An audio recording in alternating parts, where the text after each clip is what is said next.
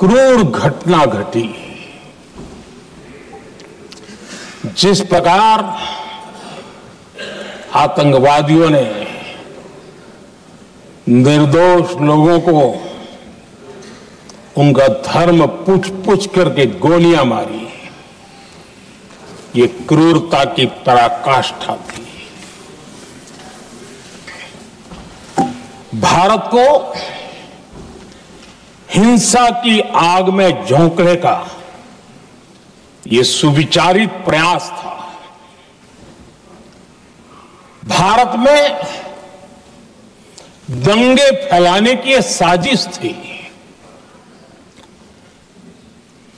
मैं आज देशवासियों का धन्यवाद करता हूं कि देश ने एकता के साथ उस साजिश को नाकाम कर दिया।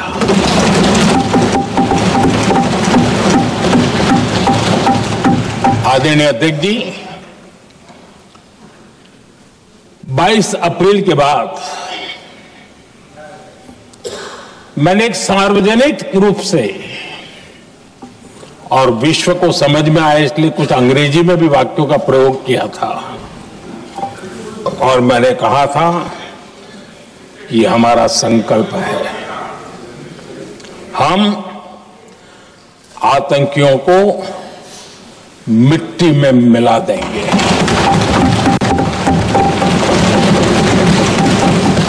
और मैंने सार्वजनिक रूप से कहा था,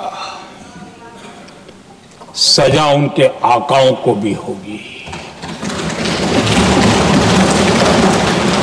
और कल्पना से भी बड़ी सजा मिलेगी।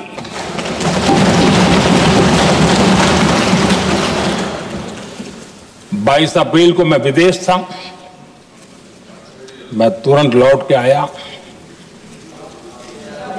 और आने के तुरंत बाद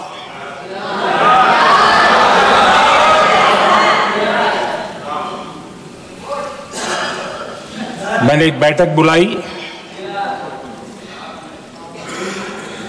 और उस बैठक में हमने साफ साफ निर्देश दिए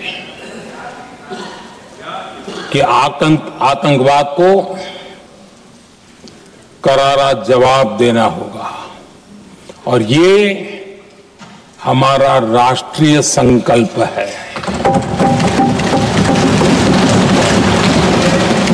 आदरणीय अध्यक्ष जी, हमें हमारे सैन्य बलों की क्षमता पर पूरा विश्वास है,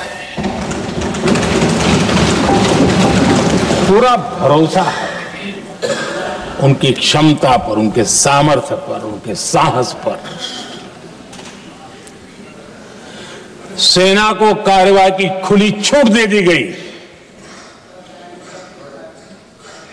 और यह भी कहा गया कि सेना तय करें कब, कहां, कैसे, किस प्रकार से। ये सारी बातें उस मीटिंग में साफ साफ कह दी गई और कुछ बातें उसमें से मीडिया में शायद रिपोर्ट भी हुई है।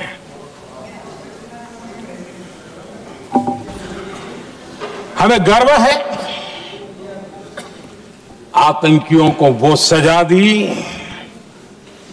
और सजा ऐसी है कि आज भी आतंक के उन आकाओं की नींद उड़ी हुई है।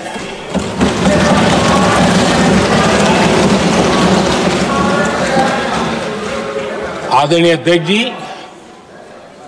मैं हमारी सेना की सफलता के उससे जुड़े भारत के उस पक्ष को सदन के माध्यम से देशवासियों के सामने रखना चाहता हूं। पहला पक्ष, पहलगाम हमले के बाद से ही पाकिस्तानी सेना को अंदाजा लग चुका था कि भारत कोई बड़ी कार्रवाई करेगा। उनके तरफ से न्यूक्लियर की धमकियों के भी बयान आना शुरू हो चुके थे। भारत ने 6 मई रात और 7 मई सुबह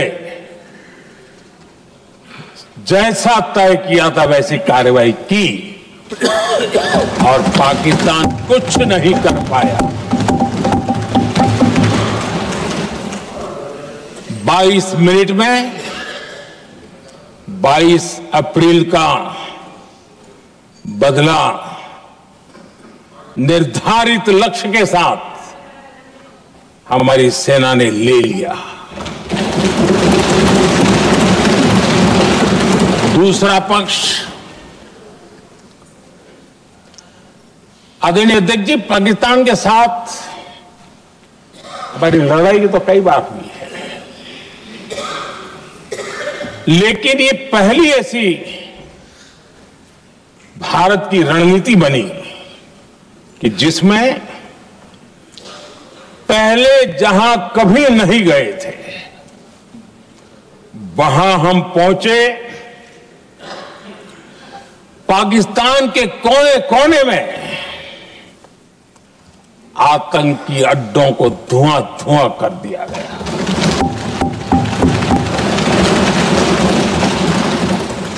आतंक के गढ़ कोई सोच नहीं सकता है वहां तक कोई जा सकता है। बहावलपुर और मुर्ग के उसको भी जमीन दोस्त कर दिया गया। आदरणीय अध्यक्ष जी, हमारे सेनाओं ने आतंकी अड्डों को तबाह कर दिया। तीसरा पक्ष, पाकिस्तान की न्यूक्लियर धमकी को हमने झूठा साबित कर दिया।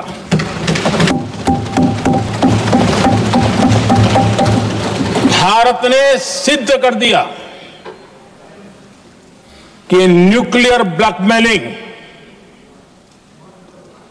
अब नहीं चलेगा और न ही ये न्यूक्लियर ब्लैकमेलिंग के सामने भारत झुकेगा। आदरणीय अध्यक्ष जी, चौथा पक्ष, भारत ने दिखाई अपनी तकनीकी क्षमता। पाकिस्तान के सीने पर सटीक प्रहार किया। पाकिस्तान के एयरबेस एसेट्स को भारी नुकसान हुआ और आज तक उनके कई एयरबेस आईसीयू में पड़े हैं।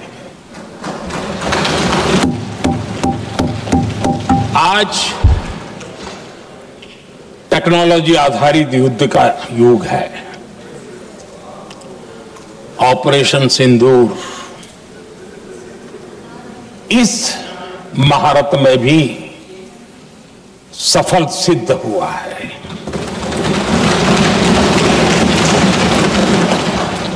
अगर पिछले 10 साल में जो हमने तैयारियां की हैं वो न की होती तो इस तकनीक के युग में हमारा कितना नुकसान हो सकता था इसका हम अंदाज लगा सकते हैं। पांचवा पक्ष,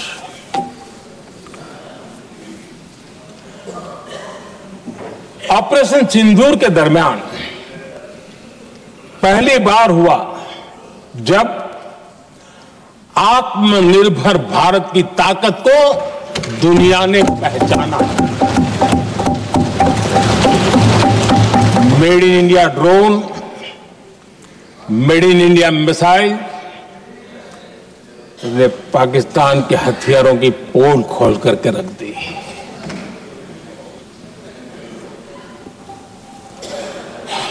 आदरणीय अध्यक्ष जी, और भी एक महत्वपूर्ण काम जो हुआ है,